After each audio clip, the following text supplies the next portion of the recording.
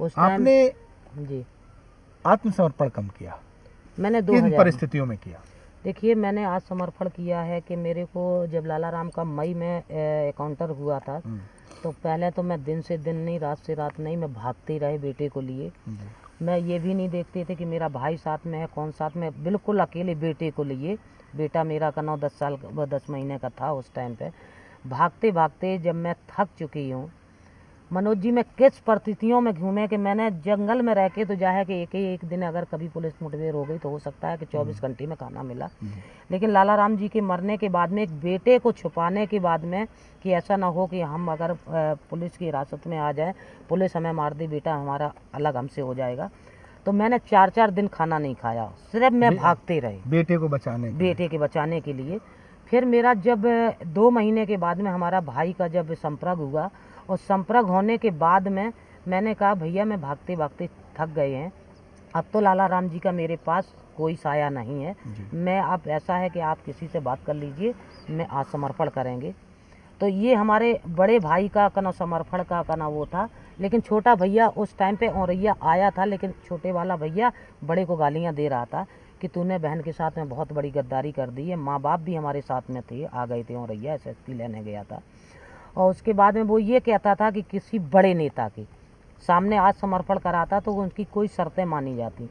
तो हमारा भाई ये बोला कि ठीक है, बड़ा नेता नहीं था लेकिन छोटे नेता तो कई थे, आला अधिकारी पूरा था, SSP से लेके DGP तक था। ठीक है, जब मैंने आज समर्पण किया है, लेकिन जो मेरे को शर्तें बातें दी थी लिखे का नाम बापे, तो हमारे भाई को दिया था लिखित में। भाई को लिखित में देने के बाद में जब भाई अभी 2006 में जब पुलिस ने एकाउंटर कर दिया तो उसका कागज़ नहीं मिला।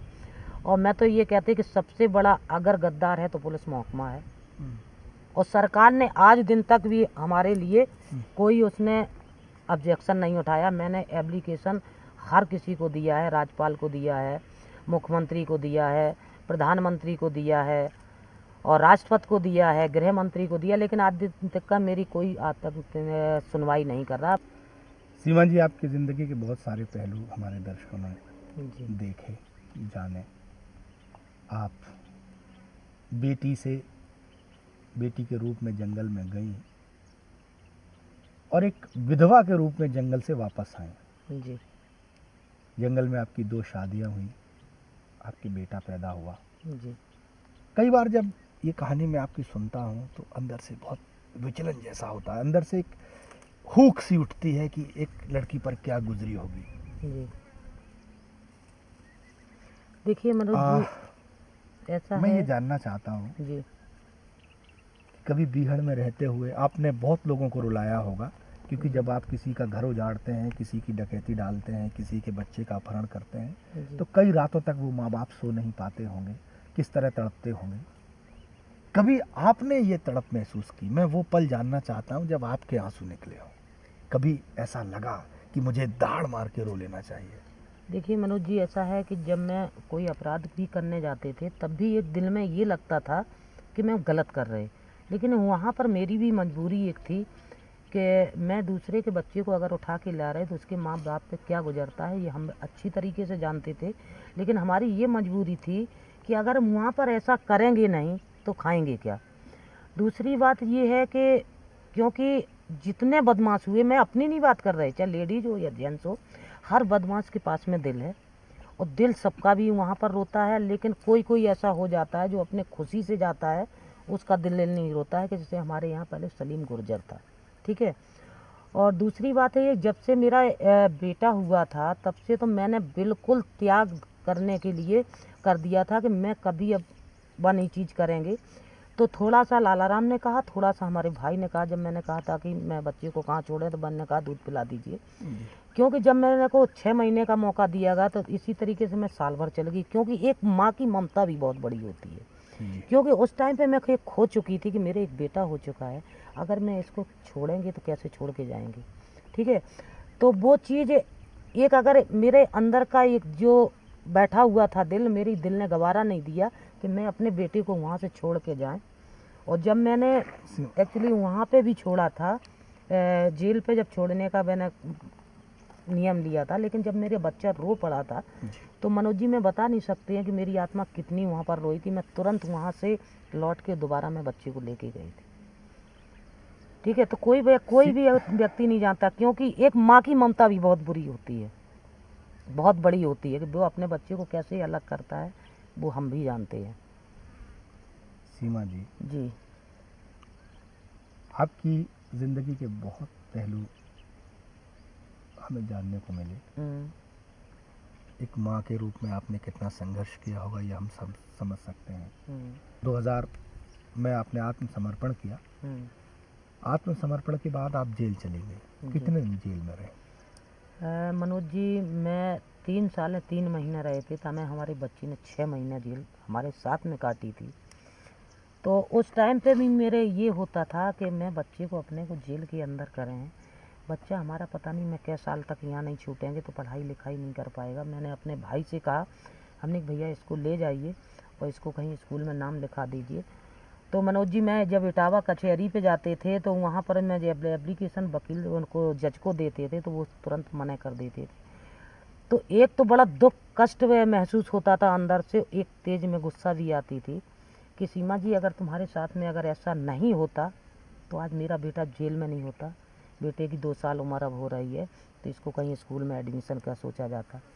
लेकिन यहाँ जब इटावा वाले जज ने नहीं निकाला, वो बोला कि हाई कोर्ट जाइए। और हाई कोर्ट के लिए, क्योंकि मैं जंगल में ज़रूर रही लेकिन अब मैंने अपने माँ बाप का कभी सहयोग नहीं किया, और माँ बाप हमारे पहले से भी गरीब थे। तो मैं जब औरैया, मैंने इसीलिए औरैया ज़िले में मैंने ट्रांसफ़र कराया केस को, जहाँ से मैं लेके आई थी वहीं से मैंने बाहर निकाला अपने बेटे को।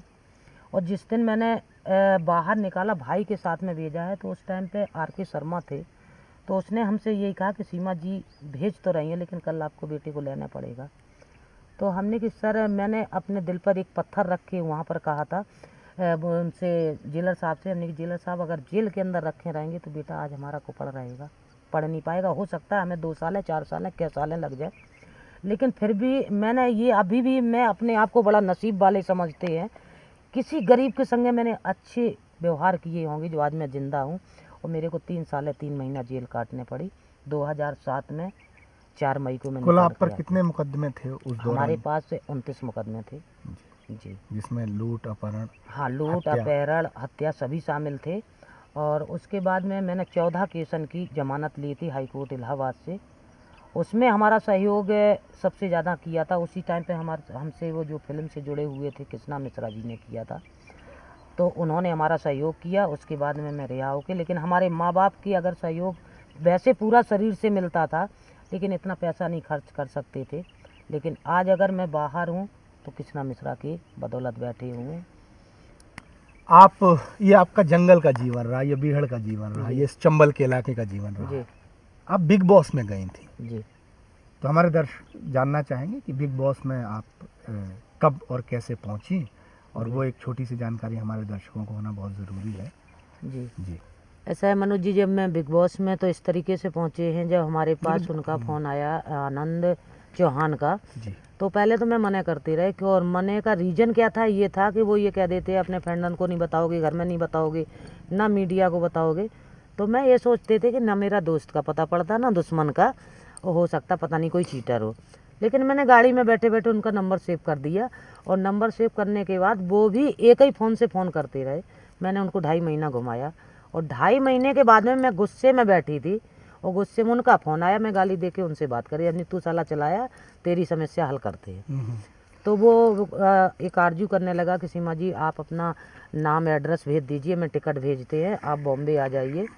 तो जब मैं बॉम्बे पहुँचे तो जैसे एयरपोर्ट के उतरे हैं और सामने एक सहारा 5 स्टार होटल बना हुआ, वहाँ पर मैं बैठे, बस वहाँ पर जब मैंने फाइल देखी तब मेरे को पता लगा है कि ये बिग बॉस के घर के लिए पोच कर रहे हैं। तो मैंने वहाँ पे साइन किया, साइन करके तुरंत लौट आए, लेकिन फिर भी मैं दिल में नहीं रुके।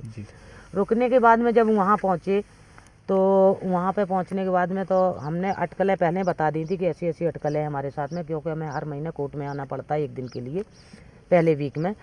तो उनके वकील नहीं मानते थे, फिर हमारे वकील ने गारंटी ली, वहाँ भी पहुँच गए। पहुँचने के बाद में जब वहाँ 14 लोग जब पहुँचे हैं तो सभी लोग यही अरमान लगाते थे कि सीमा परिहार पहले निकल जाएंगे। लेकिन हमारे क्षेत्र तो ऐसे था, वो ये नहीं जानता था कि वोट कैसे दिए जाते, कैसे नहीं दिए जाते। लेकिन जब मैं 12 हफ्ता रहे, तब मेरे को पता लगा है कि हमारे इंडिया में न देश न विदेश में कितने चाहने वाले हैं। तब मेरे को पता लगा जब एक दिन हमें कन्फेशन रूम में बिग बॉस ने बुलाया, बोले सीमा जी मैं बुला तो लेते हैं लेकिन रोकना यहाँ दुनिया वाले का काम है। तो मेरे को बहुत प्यार मोहब्बत मिली। तो मैं खुद अपने आप को बड़ा नसीब वाला समझते हैं, क्योंकि जिसके साथ में पहले से अत्याचार होता है तो उसको हर समाज इज्जत देता है। क्या बात। तो आज हमें प्यार मोहब्बत जो आज दुनिया से मिल रही वो हमारे घर परिवार ने नहीं दे पाई, तो हमें देशवासी दे रहे हैं। चलिए, सीमा जी के जीवन के बहुत सारे वो पहलू हमने जाने जी जो हमारे लिए भी अनसुने थे और इस दुनिया के लिए भी अनसुने थे। बिहड़ों से लेकर बिग बॉस तक का इन्होंने सफ़र तय किया है। सीमा जी, थोड़ा सा आप, मैं एक बहुत छोटी सी संक्षेप में आपसे जानना चाहूँगा कि इस समय वर्तमान में आप क्या कर रही हैं। ऐसा है कि मनोज जी, मैंने एक ही अपने दिमाग में बैठा रहा है और मेरे अंदर से दिल से भावना है कि अब जो जीवन बचा है वो समाज सेवा के लिए बचे। तो मैं जितना बनना है, जितने में जिस लायक है, मैं समाज सेवा में भी हूँ और इस समय मैं पर्यावरण में भी अच्छी तरीके से चल रहे हैं, बराबर में काम कर रहे हैं। और दूसरा है कि क्षत्रिय महासभा है, मैं उसमें भी चल रहे हैं, जैसे बेटी बचाओ बेटी पढ़ाओ में भी मैं चल रहे हैं। तो जितना मेरे से अच्छा बन सकता है तो मैं समाज की सेवा में अपना पूरा जीवन अर्पण करना चाहती हूँ। बहुत बहुत धन्यवाद सीमा जी। आप आज आपने अपने ज़िंदगी के बहुत सारे अनछुए पन्नों को हमारे दर्शकों के हमारे सामने खोला है। जी